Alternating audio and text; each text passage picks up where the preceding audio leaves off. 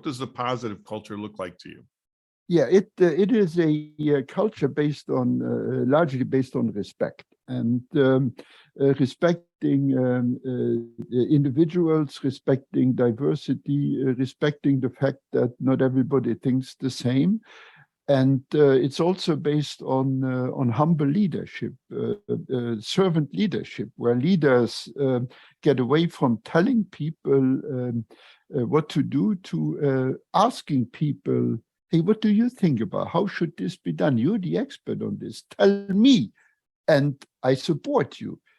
Kind of culture that, to me, helped get me started on it. It was especially the respect part. Yes, you can engage people by telling them what to do and creating fear so they do it. But you can also engage people by respecting them, respecting them for their knowledge, for their experience, and let them come up with a way of doing things. Welcome to A State of Readiness, a podcast set as a fireside chat with business leaders to discuss what it takes for a company to be in a state of readiness and become a high-performance organization, with your host, Joseph Paris. Hello, and welcome to another edition of State of Readiness. I'm your host, Joseph Paris. Today, my guest is Norbert Majerus. Norbert is a veteran of the Goodyear Tire and Rubber Company who retired after almost 40 years with the company and where he completed his career there as lead lean transformation champion. Not being one to stay idle, Norbert then started his consultancy where he shares his experiences to help other companies. He's also a Shingo Academy Fellow and the author of 2 books, Lean-Driven Innovation, Powering Product Development at the Goodyear Tire and Rubber Company, and his latest work, Winning Innovation, How Innovation Excellence Propels an Industry Icon Towards Sustained Prosperity. Welcome, Norbert. Welcome to State of Readiness. How are you doing today? Well, I'm pretty good, and thanks for inviting me. I love these opportunities to share my thinking about a very important subject. Yeah, well, we've been in each other's orbits for quite some time, and I have to thank you for prodding Billy Ray Taylor to come on to my podcast. It was quite an interesting conversation he and I had. He's had a tremendous journey also. But let's start with your journey. From where do you hail? Where do you come from? Well, I was born in Europe, which you may know from my accent. I was raised speaking Luxembourgish. I was born in Luxembourg, got my education in Luxembourg, and then I went to college in Germany. And so in Luxembourg, I learned German, I learned French. My English I learned later in life, of course, Luxembourgish.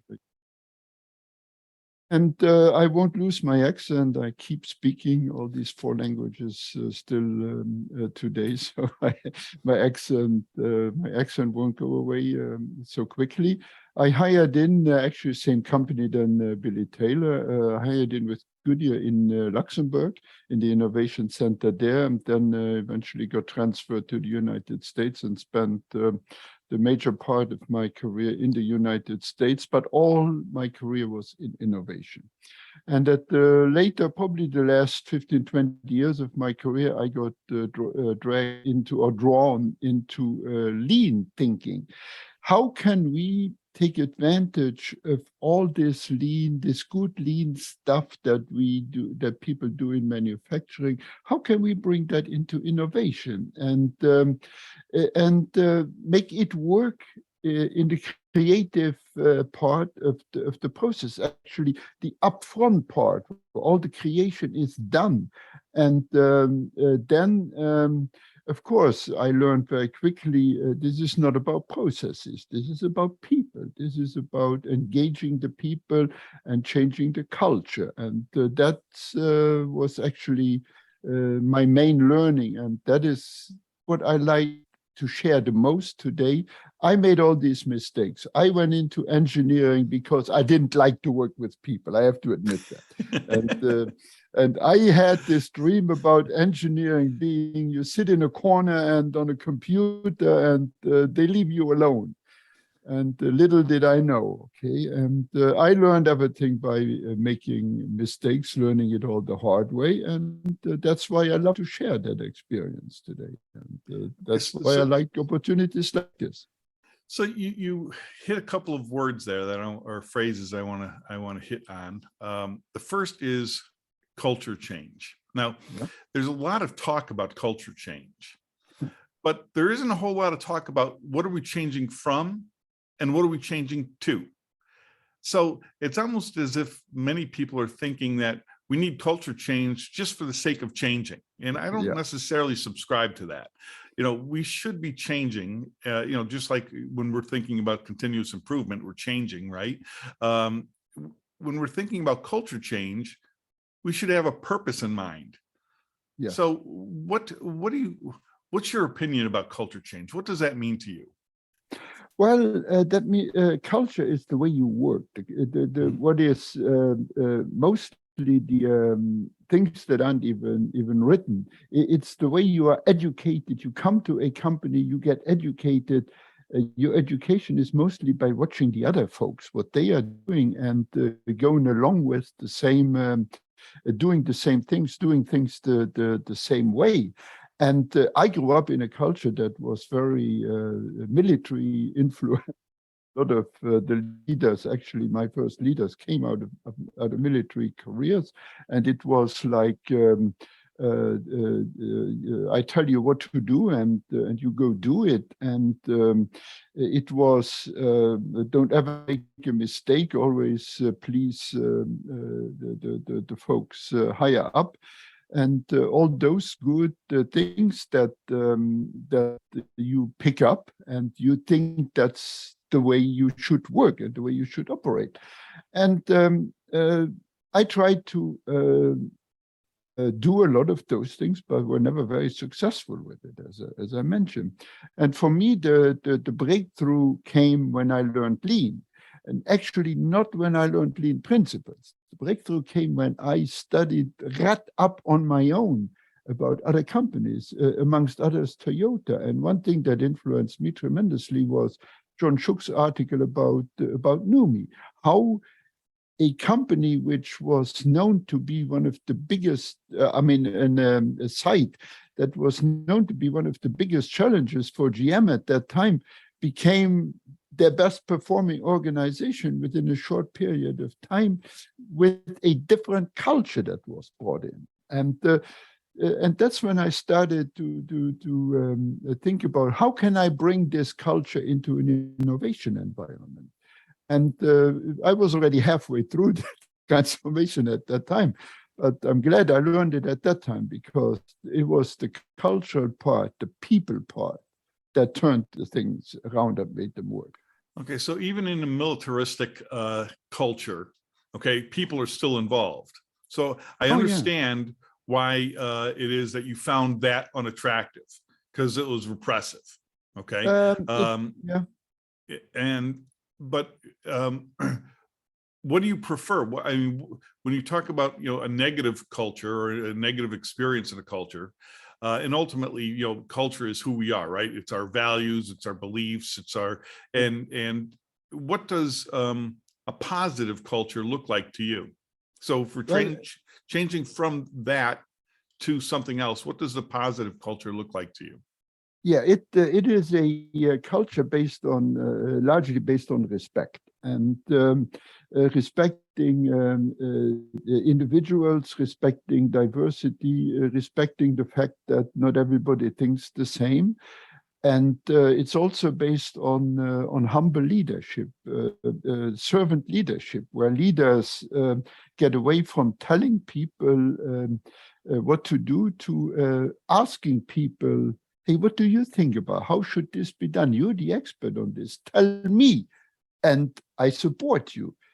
Kind of culture that, to me, helped get me started on it. It was especially the respect part. Yes, you can engage people by telling them what to do and creating fear so they do it. But you can also engage people by respecting them to make respecting them for their knowledge, for their experience, and let them come up with a way of doing things. And then they tell me how they think this is the best way to do it. And if I may learn something new. In most cases, I did, but then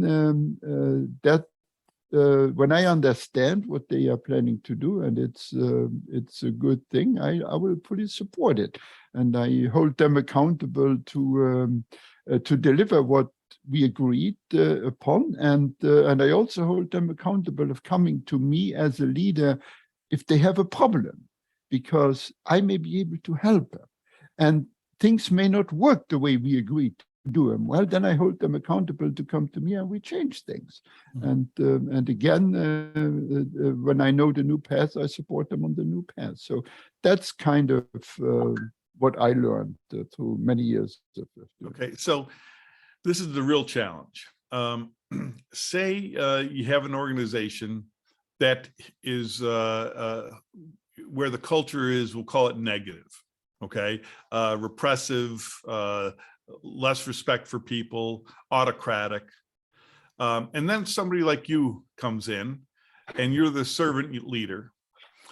How do you get the people to abandon the old way of thinking and trust you and start to follow you? Yeah, that is a good point.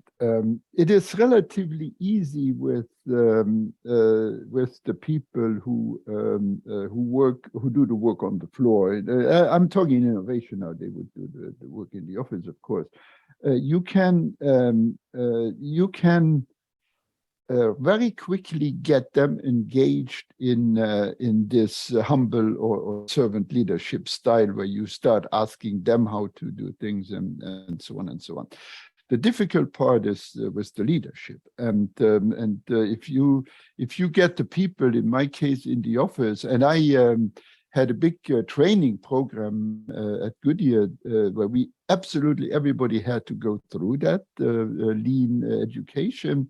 And that was a big part of the education, and we also trained future leaders in the same thinking, and that we were very successful with, because through my time at doing lean, I had people who came to my first lean class, and were 10 years later were senior leaders in the innovation center. So that was a great way of doing that.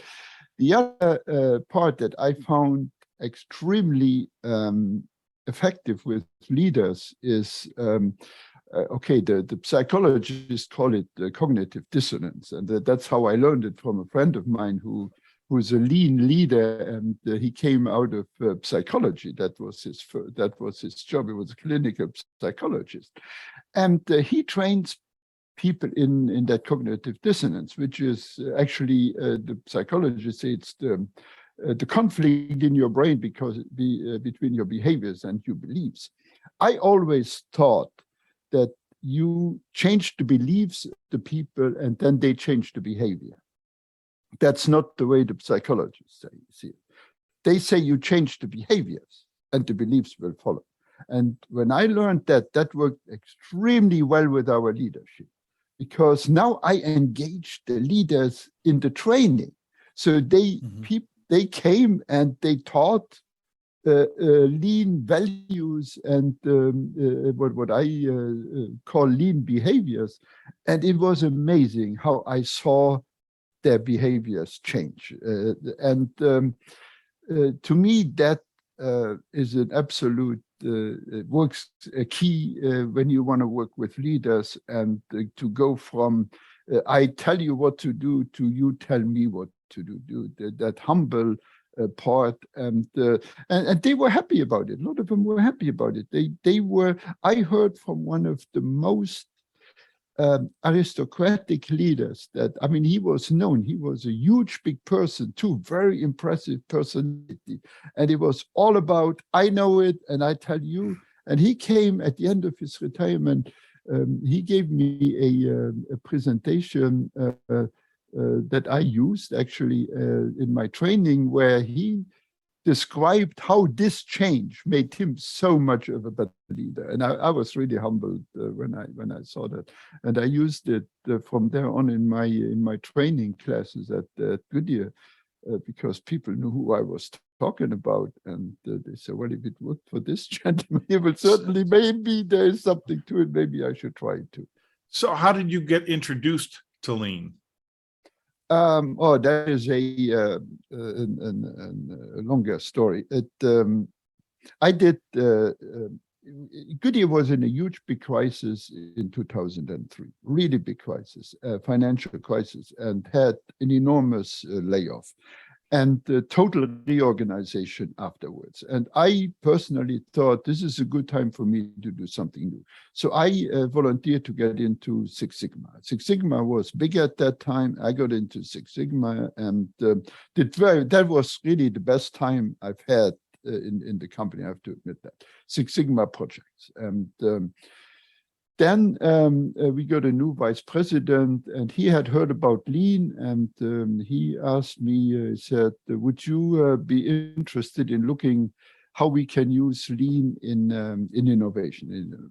And I said, absolutely no. I'm happy with what I'm doing. I heard about lean. It's just going to create headaches, and it had been tried in the manufacturing organization, didn't work so well. I wanted no piece of it. So he asked me 3 times, and at the 3rd time I said, if I don't take this, I will never get asked for anything again.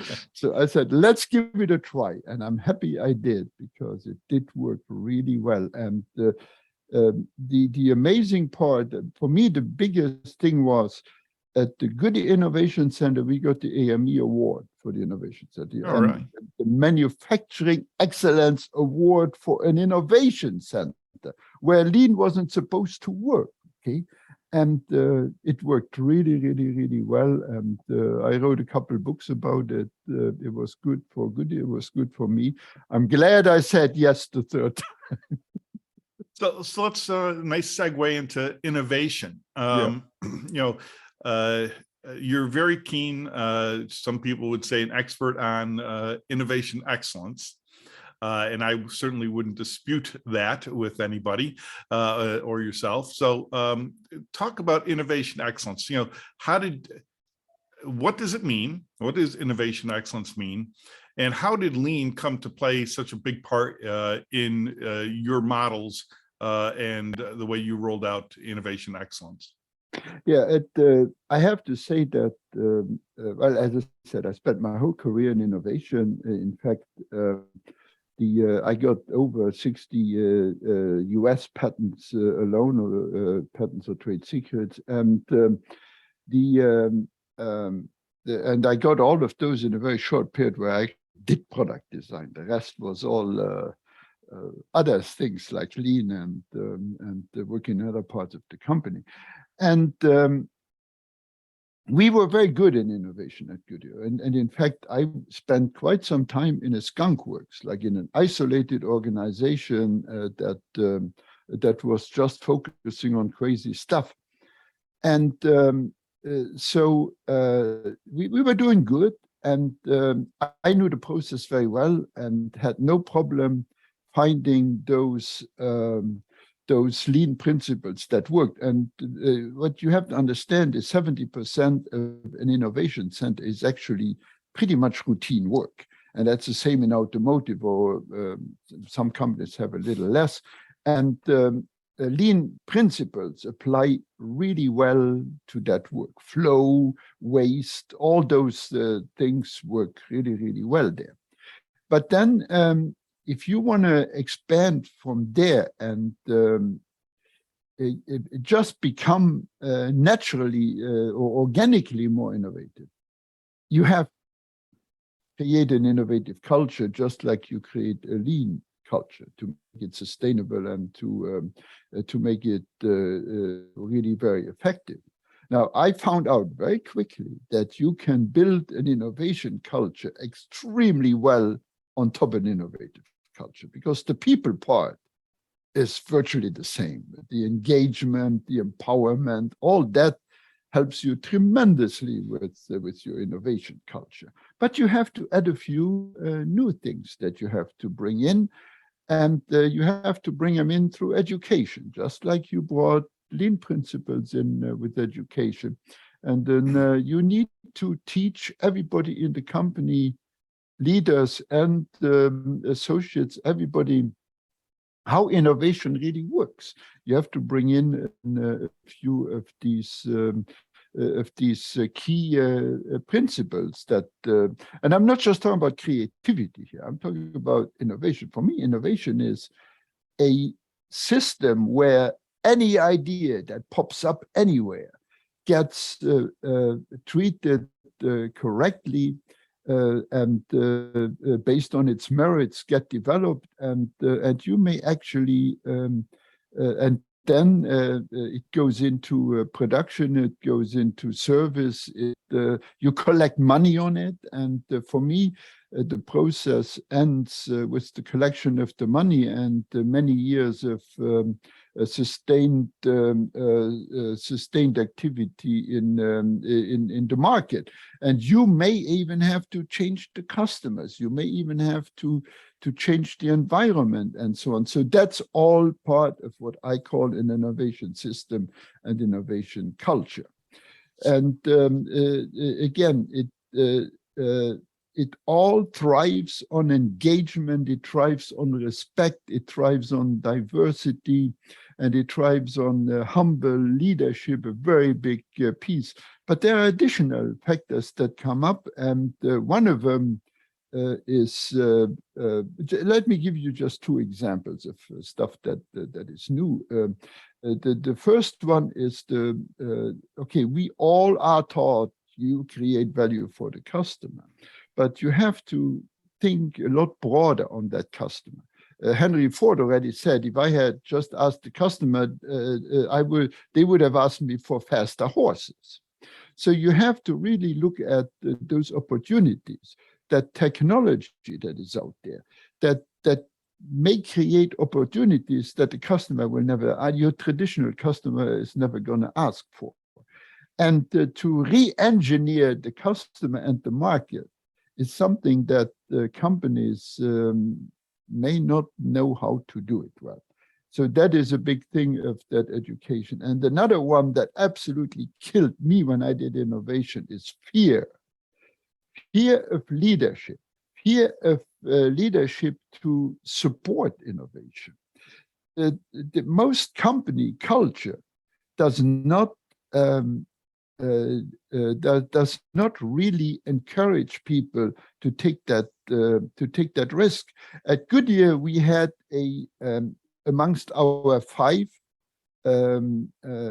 behaviors that everybody had to follow, by the way, which, by the way, is not very innovative. If it's only 5 of them and everybody follows those, you don't get much diversity, by the way. But one of the 5 was courage, but it was all totally misinterpreted. That courage to support something new, that wasn't there for many people. It's like you can only lose if you support the new stuff. You can make a bad career move. You can make the company lose money. You may lose reputation and so on and so on if it goes wrong. Of course, if it goes right, you could be a hero, but the chances for it to go right are not big enough for people to support it. So fear killed a lot of my new ideas for a very long time. And there again, lean brings in, especially what we learned from lean startup thinking, brings in a lot of new principles that can be used to overcome that fear. And getting that included in your innovation system, in your innovation culture, will do a lot to alleviate that fear. But there are other ways, of course. So I have a couple of questions leading into that. You speak of lean quite a bit. Obviously, you're definitely a fan of it. It's unmistakable. However, when most people are writing or sharing about lean, they gravitate towards the lean tools, 5S, value stream mapping, Absolutely. tack time, things of that nature. You haven't mentioned any of that. You've focused your attention or your emphasis on the softer skills, the human endeavor, if you will, not the forensic tools. So, because when I think about innovation, all right, and I'm thinking about lean and innovation, I'm thinking, how can we apply standard work to innovation or for creativity? Or how can we have value stream mapping for something that hasn't been created yet? And how do we know what the wait times are if it's the first time we were ever doing it? So these are things that, it's interesting that you are emphasizing the people side and not focusing on the tool set like, many, I won't say most, but a great many lean practitioners focus on. Yeah, that is a good point. In fact, I think just bringing in tools and finding a problem that the tools can solve for you has not been a very sustainable way of changing your culture to a lean or operational excellent culture, by the way. You talked about tools. Tools come in when they are needed, and the people who work in the process, who understand it, they bring in the right tools when they need them. So that's for me the way to look at tools. A key part of innovation is the process. Mm-hmm. And in my first book, I'm quoting a good friend of mine, Sam Landers, who I worked with. Sam had his hands in every new product that Goodyear made, by the way. But Sam he hated process. Innovation cannot have a process. You cannot be creative using a process. And Sam, at the end, completely changed. And I quote him in my book about it. He said, well, the process actually helped me with innovation. Because he said, I spent so much time on bad processes, and they took so much time away from me that I could have used to think and to do something creative. And he said, after that, man, I all of a sudden had time to do the right stuff. So that's one way of looking at it. But I also believe that innovation, like everything else, follows a process, believe it or not. And following the best possible process is just as important for innovation than following the best possible process for manufacturing. Except that for innovation, it may be harder to see it, to find it. In manufacturing, you go out and you see it. Right. You can walk through the innovation center at Goodyear. You won't see anything, okay? You see people on computers and sometimes people talking to each other, and that's it. So you really have to look at it a little bit differently to understand that process and to, if you go about it the right way and a little patient, find a little, ask the people who do it to explain it to you, you can understand it. And there is a best possible process for it, absolutely. And if you learn something to make that process better, by all means, you do it. There's just one big caveat that I want to throw in, and a good friend of mine at Ford kept telling me when they went through a rigid design process, innovation took a step back because they did not allow people to do anything that wasn't in the standards. And we learned a very long time ago at Goodyear, I mean, you have product standards, and they are very strict because you must sell a safe product. So there is no messing with the quality and the product standards. But you have to give innovators a chance to think outside that box of the standard.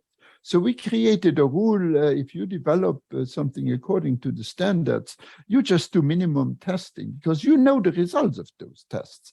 And when you do government and all those mandated tests, of course, but you know, you can predict most of the rest. But if you want to do something innovative, hey, there's a protocol by which you have to do additional testing, sometimes a lot of additional testing, but you're allowed to do it.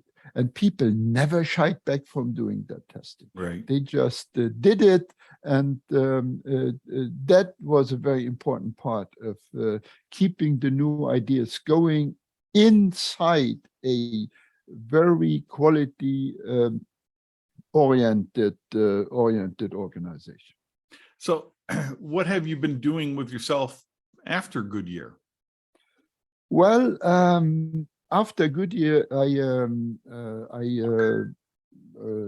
had written a book, and I talked to a bunch of people who do consulting. And so I never advertised consulting. I've been helping a few companies here and there, never advertised it.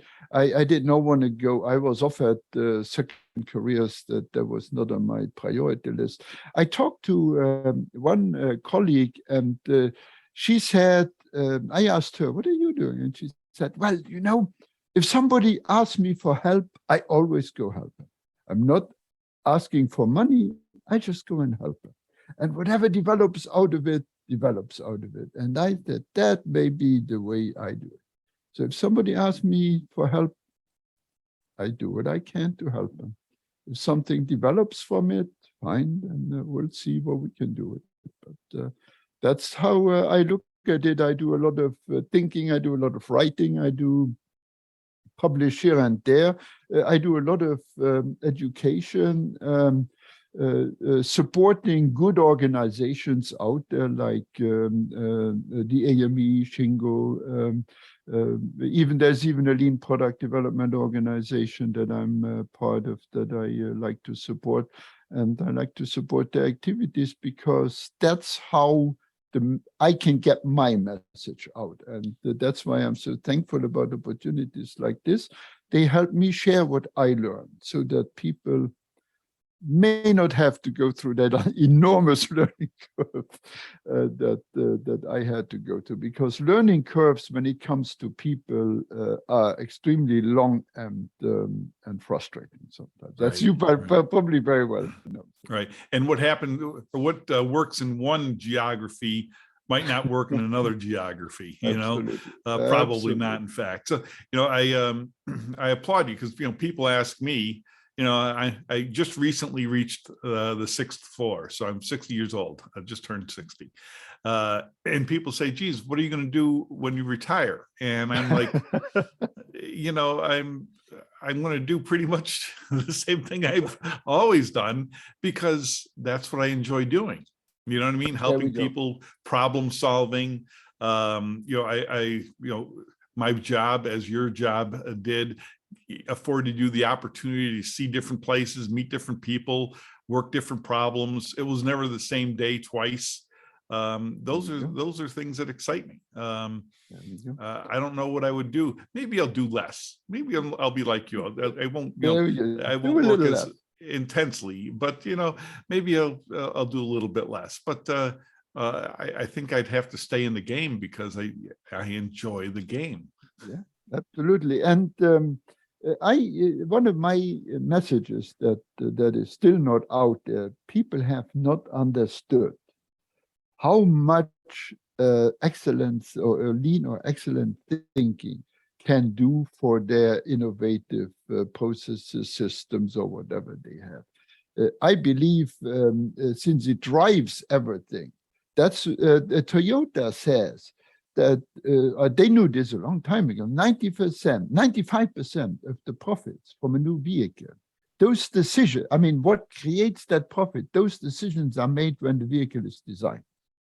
And that's where I want to put the lean thinking. And if you understand it and put it there correctly, you can make an enormous difference, top and bottom line. And I think a lot of companies have not understood that.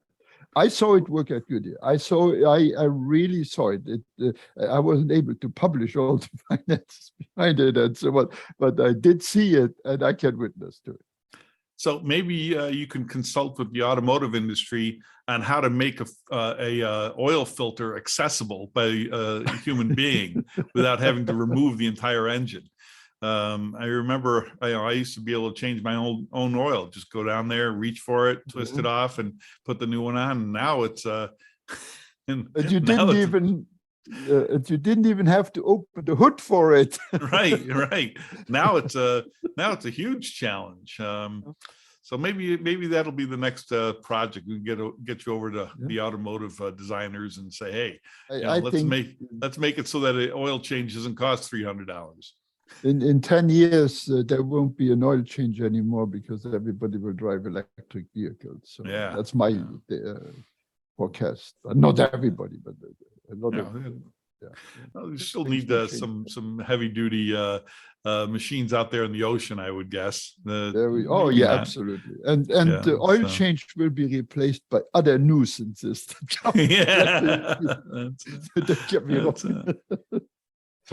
So I have one question to ask. I sometimes ask this of my guests, and before we wrap up here, first off, I'd like to thank you for you taking the time today. It's been a very enlightening conversation. But the one question I want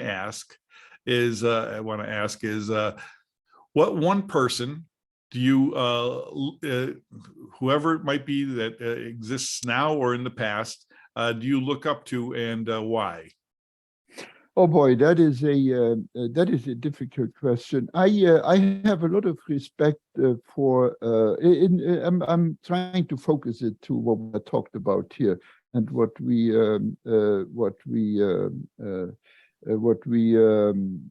the more narrow focus. And let me give you two examples. One person that I think set the stage for a lot of this many years ago is a person like Gandhi. I mean, talking about having no chance to do what he tried to do and using humility and influence to get it done is something that a lot of leaders today could look at. I also have a lot of respect for people like Jim Womack and John Shook, because they were the first to come in with this new thinking. And to get that message, I know how unbelievably difficult it is to get a message like this out. And I think they had to do the really hard work to get it out. And I have a lot of respect for that kind of work, because I did it myself for the innovation piece. And I did it at a company who that was not on their agenda at all, that lean stuff, okay? I had a senior leader stand up and say, hey, there's nothing new here. This is all baloney. We tried this before. The faster we get rid of this stuff, the better it is for everybody. And right to my face. And at that time, nobody stood up for me yet. And I also had a senior leader of a company that should be a leader in innovation. He was the technical, the chief technical officer at that company, saying, lean is I wouldn't even touch it with a 10-foot pole, he said. That's why I think that was a major challenge. I did it myself. I learned from them. I think those people deserve a lot of credit. And the amazing part, they got most of it right. That's still, in spite of themselves. In spite of everything else, that still amazes me today. So. Well, listen, Norbert, it's been a great pleasure having you today on my State of Readiness podcast. I wish you all the best and success in your helping and being altruistic to others in need. I really appreciate the time and that you've invested with me today. So thank you very much. Thank you for letting me share my thoughts. Thank you for listening to State of Readiness. You can discover more episodes and learn about the book written by Joseph Paris of the same title at www.state-of-readiness.com. You can learn more about Joseph Paris at www.josephparis.me/card.